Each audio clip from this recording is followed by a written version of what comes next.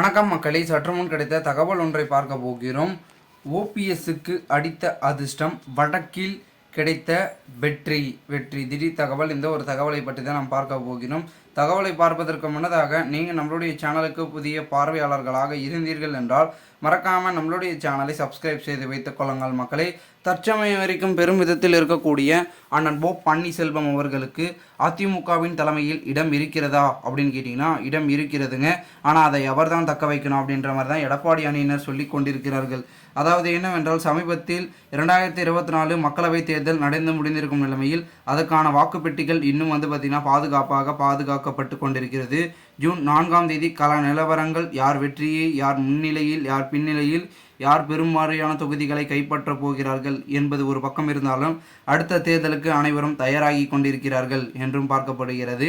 2026 அப்படின்ற மாதிரி கப்பு முக்கியம் பிகிலே அப்படின்ற மாதிரி தான் பார்த்திங்கன்னா நம்மளுடைய முக்கியமாக இருக்கக்கூடிய கட்சிகள் பார்த்திங்கன்னா ஒரு பக்கம் செயல்பாடுகளை தீவிரமாக செயல்பட்டு கொண்டிருக்கும் இந்த ஒரு சூழ்நிலையில் அடுத்தடுத்து என்ன நடக்கப் போகிறது என்ற ஒரு நோக்கம் இருக்கிறது. ஏனென்றால் ஒட்டுமொத்தமாகவே இருக்கக்கூடிய கட்சிகள் எல்லாருமே மும்முனை போட்டிகளும் பலவிதமான போட்டிகளும் பார்த்திங்கன்னா நிலவி கொண்டிருக்கும் இந்த ஒரு சூழ்நிலையில் அதிமுக கட்சி இப்பொழுது பிளவுபட்டு இருக்கிறது.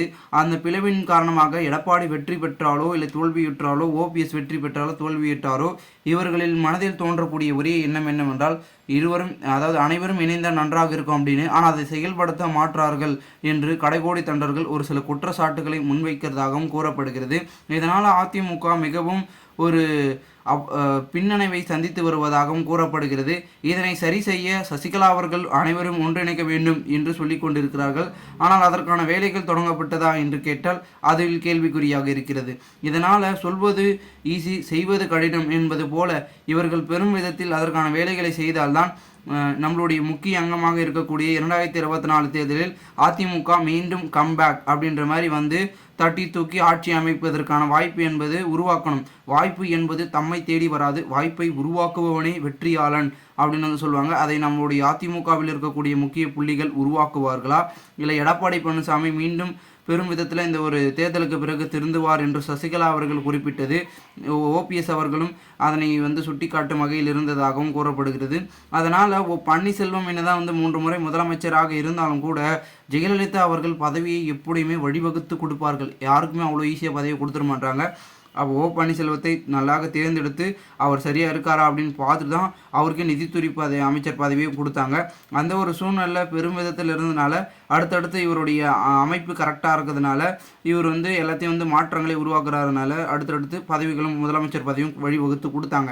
அதுக்கப்புறம் ஜெயலலிதா அவர்கள் மறைவுக்கு பிறகு என்ன ஆச்சு, டோட்டலாக பார்த்திங்கன்னா கட்சி கொலாப்ஸ்டு. இப்போ என்ன நிலைமையில் இருக்குதுன்னு தெரியாமல் அப்படியே பார்த்திங்கன்னா ஆதரவாளர்கள் அப்படி இப்படி இங்கே போகிறதா, அந்த அணிக்கு போகிறதா, இந்த அணிக்கு போகிறதா, எந்த அணிக்கு போகிறது, நம்ம அதிமுகவில் இருக்கிறதா அப்படின்னு அவங்களே ஒரு பக்கம் குழப்பத்தில் இருக்கிறாங்க.